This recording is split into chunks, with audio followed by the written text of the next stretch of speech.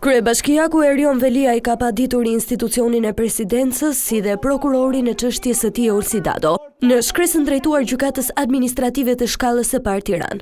Veliaj kërkon shkarkimin e Dados, si dhe pavlefshmërinë e dekretit të emërimit të tij si prokuror. Kërkojmë konstatimin e pavlefshmërisë absolute të dekretit të presidentit për emërimin e zotit Olsi Dado në detyrën e prokurorit të posaçëm të Republikës së Shqipërisë. Detyrimin e KLP të marrë vendimin lidhur me përfundimin e statutit të magjistratit të zotit Olsi Dado dhe përfundimin e menjëhershëm të ushtrimit të detyrës prej tij.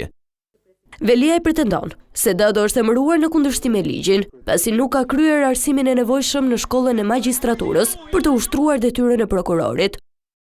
Nga provat e depozituara, rezulton se zoti Olsi Dado ka përfunduar arsimin e lartë juridik, por nuk ka përfunduar shkollën e magjistraturës, nuk ka ushtruar më parë funksionin e gjyqtarit apo prokurorit dhe nuk ka mbajtur asnjë nga funksionet e posaçme. Përpasoj, ai nuk ka qenë subjekt i vlefshëm ligjor për t'u emëruar në detyrën e prokurorit të Republikës së Shqipërisë.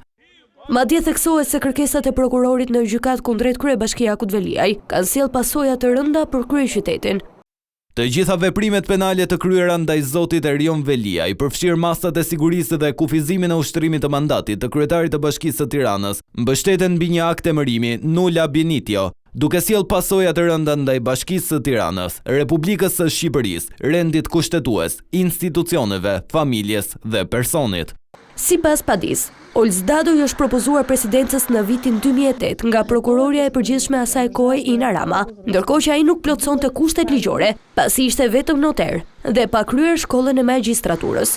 Pavarësisht kësaj, presidenca e ka dekretuar emërimin e tij si prokuror.